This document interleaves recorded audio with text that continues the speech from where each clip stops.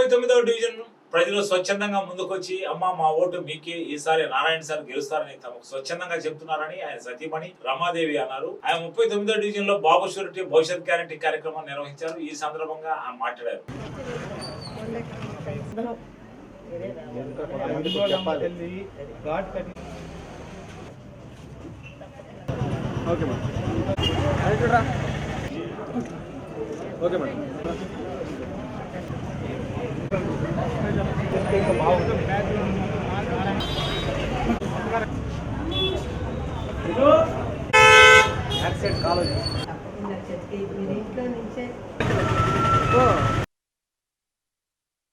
ఈరోజు 39వ వార్డులో 114వ బూత్లో ఇంటింటికి తిరిగి తెలుగుదేశం తరపున ప్రచారం చేయటం జరుగుతోంది. ఇప్పుడే ఒక ఇంటిలో నుంచి బయటకు వస్తున్నాము. ఈ ఇంట్లో ఉండే ఆయన చాలా పెద్ద ఆయన. మేము ఇంట్లోకి ఎంటర్ అయిన వెంటనే ఆయన ఒక కుర్చీలో కూర్చొని ఉన్నారు, ఒక ప్లాస్టిక్ కుర్చీలో కూర్చొని ఉన్నారు. పెద్ద ఆయనకి ఇవ్వబోతూ ఉన్నాము, మేము పాంప్లెట్ ఇవ్వబోతూ ఉంటే ఆయన లేచి, ఆయన లేవటం అనేది మామూలుగా అంత పెద్ద వయసు అనమాట, లేచి వేరే దానిలోకి జరగటం అనేది కష్టతరమైన విషయము. పర్వాలేదు పెద్ద ఆయన, దాదాపు 30 ఏళ్ళ వ్యక్తి ఆయన, పర్వాలేదు పెద్ద ఆయన మీరు కూర్చోండి అంటే కాదమ్మా అని చెప్పి ఆయన కష్టపడి లేచి పక్కన ఇంకో కుర్చీ ఉంటే దానిలో కూర్చొని ఆ కుర్చీలోకి నేను కూర్చున్న తర్వాతే ఆయన మాట్లాడటం మొదలు పెట్టారనమాట. అంటే వాళ్ళు ఇస్తున్న ఆ మర్యాదకి నాకైతే మనసు చాలా ఉప్పొంగిపోయింది, నాకు చాలా హ్యాపీ అనిపించింది. ఆయన కూర్చోబెట్టి ఆయన ఏం చెప్పారంటే నేను పాంప్లెట్ చేతికి ఇచ్చి నేనేమీ ఆయనకి ఎక్స్ప్లెయిన్ చేసింది లేదు, ఆయనే అది తీసుకొనేసి ఈసారి ఈయనే అమ్మ వచ్చేది, ఈయనే రావాలి, ఈయన వస్తేనే ఊరు బాగుపడుతుంది, నారాయణ వస్తేనే ఊరు బాగుపడుతుంది అని చెప్పేసి ఆయన నాకు భరోసా ఇచ్చి పెద్దయినా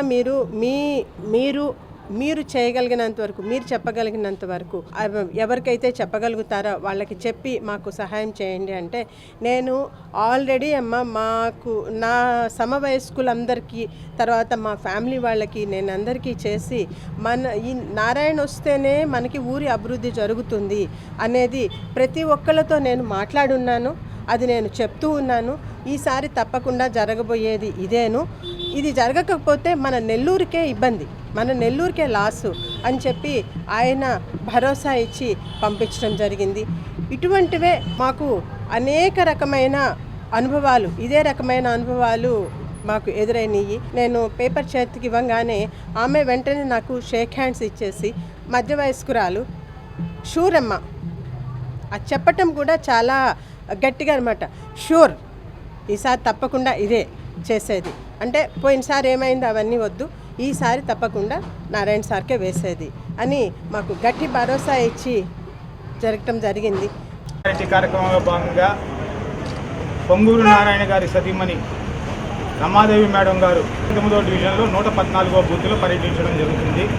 మేడం గారు ఇప్పటికీ సుమారు 1077 ఇళ్ళకి వెళ్ళి వాళ్ళని నారాయణ సార్కి ఓటేయమని, వాళ్ళ సమస్యలు క్లుప్తంగా చెప్తే దాన్ని బాగా అర్థం చేసుకొని ఆ సమస్యల్ని పరిష్కరిస్తామని చెప్పి హామీ ఇచ్చారు అని చెప్పేసి వాళ్ళు చాలామంది పెన్షన్స్ కొట్టేస్తున్నారండి. మేము వాళ్ళందరికీ మేడం గారు భరోసా ఇచ్చారు, 2 నెలలు ఓపిక పెట్టండి అమ్మా, మీ అందరికీ నేను దగ్గరుండి నేను పెన్షన్స్ ఇప్పిస్తాను, రేషన్ కార్డ్స్ కూడా ఇప్పిస్తానమ్మా అని చెప్పి మేడం గారు భరోసా ఇవ్వడం జరిగింది. వాళ్ళు చాలా ఆనందంగా, వాళ్ళు సంతోషంగా, అమ్మ మేమే కాదు ఓటేసేది, మేము ఒక 30 మందికి చెప్పి ఓటు వేసిస్తామని చెప్పి స్పష్టమైన హామీ ఇవ్వడం జరిగింది. తప్పకుండా ఈసారి నేను మేడం గారికి ముందే చెప్తున్నా, 39-40 డివిజన్లో నేను అత్యధిక మెజార్టీ తెప్పిస్తానని మేడం గారికి హామీ ఇస్తూ